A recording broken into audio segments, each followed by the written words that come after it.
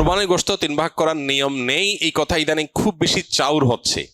কে বলেছে কোরবানির গোশত 3 ভাগ করার নিয়ম নেই? এখানে একটি ভুলকে সংশোধন করতে গিয়ে আরেকটা ভুল আমরা করে বসছি অনেকে। আর সেটি হলো, কোরবানির গোশত এ সম্পর্কে আল্লাহ রাব্বুল আলামিন কোরআনে হাকিমে বলেছেন, ফাকুলু মিনহা ওয়া আতইমু আল কানিআ ওয়াল মুতাররা।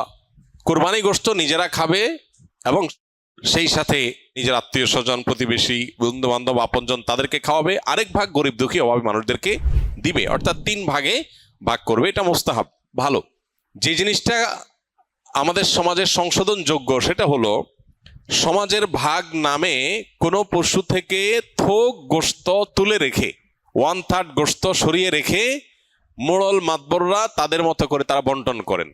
এটা একদিক থেকে তো ভালো দেখা যায় যে সামাজিকভাবে উদ্যোগ নিয়ে যদি বন্টন করা হয় সব গরিবরা সমান হারে পাবে, উপযুক্ত মানুষদের ঘরে ঘরে পৌঁছে যাবে, এটা ভালো।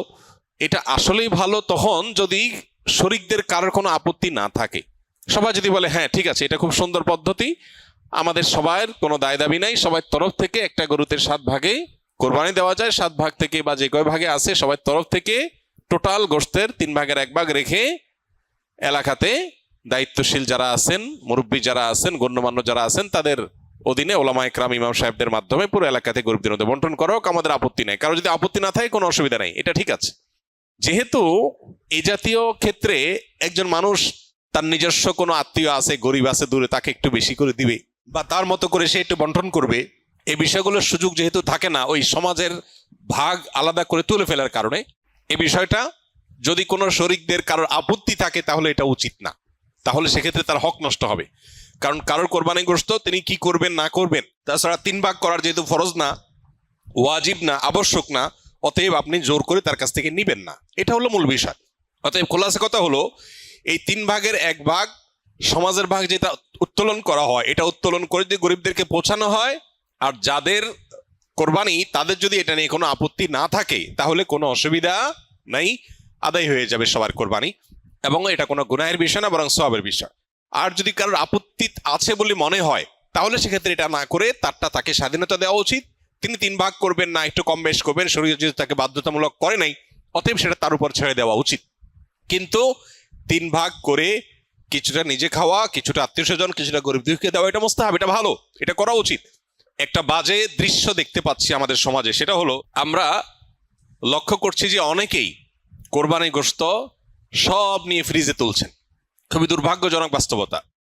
যেখানে গরিব দুঃখীর হক আছে, তাদেরকে দেয়া দরকার, তাদের জন্য 1 ভাগ রাখার নির্দেশনা শরীয়তে আছে, সম্ভব হলে আরো বেশি রাখা উচিত, সেটা না করে বেশিরভাগ মানুষজন আজকাল সব ফ্রিজে ভরে রাখে, নামকে অস্তে সামান্য কিছু গরিব দুঃখীকে দিয়ে আর বাকিটা স্তূপ দিয়ে রাখে সারা বছরের গোশত সংগ্রহ রাখার প্রয়োজনে। তো এটা কোরবানির তাৎপর্যকে নষ্ট করে। যে লোক আল্লাহকে সন্তুষ্ট করবার জন্য কোরবানি করেছে, সওয়াবের উদ্দেশ্যে কোরবানি করেছে, এটা তার কাজ হতে পারে না। অতএব 3 ভাগের 1 ভাগ করে গরিব দুঃখীকে গোশত দেওয়ার ব্যাপারটিতে আমাদের আরো বেশি আন্তরিক হওয়া উচিত। সম্ভব হলে বেশিরভাগ গরিব দুঃখীকে দিয়ে সামান্য একটু নিজে রাখলে আরো ভালো, যদি মনে হয় গরিব দুঃখী অভাবী মানুষের সংখ্যা বেশি হয়।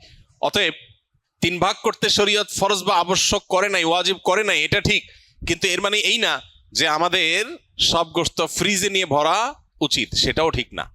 অতএব আল্লাহ তাআলা আমাদেরকে বুঝার তৌফিক দান করুন। কোরবানির জন্য কি পরিমাণ সম্পদের মালিক হতে হয়?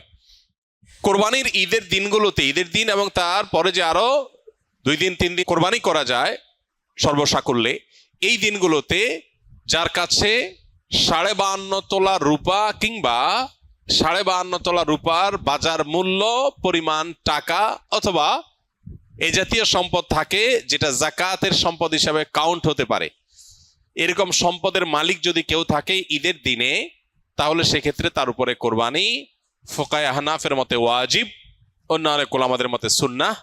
এই যে দিনগুলোতে কোরবানি ওয়াজিব বা আবশ্যক, এটার জন্য ওই নেশাব পরিমাণ সম্পদ 52.5 তোলা রূপার সমপরিমাণ সম্পদ, এটা 1 বছর থাকা জরুরি না। জাকাতের জন্য 1 বছর থাকলে যখন জাকাত আসে, কোরবানির জন্য 1 বছর থাকা জরুরি না, এই দিনগুলোতে থাকলেই কোরবানি বর্তায়। আমরা বিভিন্ন কবিরাজের কাছে তাবিজ কবজ নিয়ে থাকি, এগুলো ব্যবহার করা কি জায়েজ ইসলামের শরীয়তের দৃষ্টিকোণ থেকে জানাবেন প্লিজ। প্রথম কথা হলো যে নবী করিম সাল্লাল্লাহু আলাইহি সাল্লামের এক্ষেত্রে চিকিৎসার পদ্ধতি ছিল হলো ঝাড়ফুঁক। তিনি ঝাড়ফুঁক দিতেন। অতএব ঝাড়ফুঁক দেওয়ার এই আমলটা আমাদের করা দরকার এবং এই অভ্যাসটা বাড়ানো দরকার। সাহাবীদের মধ্যে কেউ কেউ সূরা ফাতিহা লিখে ঝুলিয়ে রেখেছেন, এটি সাব্যস্ত হয়।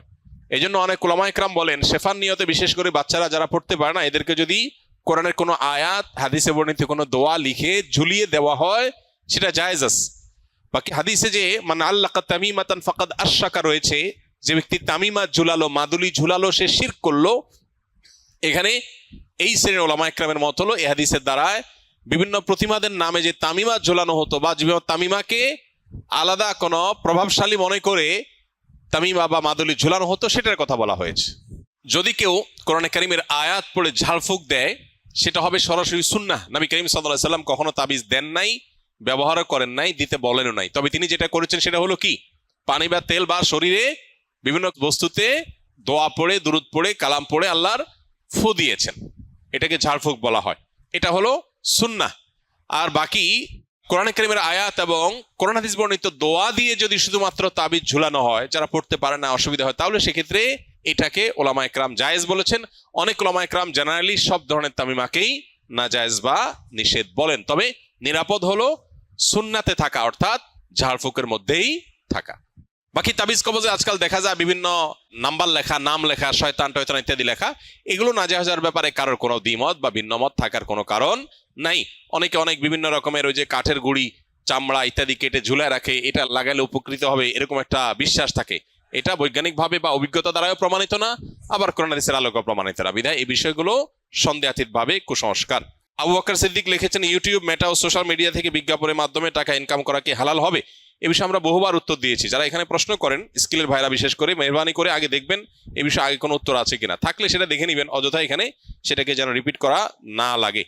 সোশ্যাল মিডিয়াতে অ্যাডসেন্সের মাধ্যমে এভাবে উপার্জন করা জায়েজ নাই। বিশেষ করে আপনারা অনেকেই কন্টেন্ট ক্রিয়েশন কোর্সে আছেন, যারা হয়তো ভবিষ্যতে উপার্জনের একটা পথ হিসাবে এদিকে যেতে পারেন। এটাকে কোনো ওলামা ইকরামই জায়েজ বলেন না। বিকজ প্রথমত আপনার চ্যানেলে বা পেজে আপনি যখন মনিটাইজেশন করবেন, তখন যে অ্যাডগুলো আসবে এগুলো আপনার সবগুলো আপনার নিয়ন্ত্রণে না। কিছু ক্যাটাগরি আপনি ফিক্স করতে পারবেন, বাকি সবগুলো আপনার নিয়ন্ত্রণে না।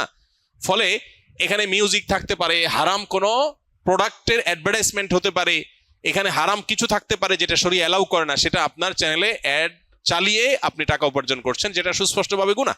অর্থাৎ একটা হারাম জিনিসের প্রচার করে আপনি টাকা নিচ্ছেন, বা একটা হারাম অ্যাডভার্টাইজ দেখায় মানুষকে গুনাহগার বানায় আপনি টাকা নিচ্ছেন, এটা তো জায়েজ হবে না।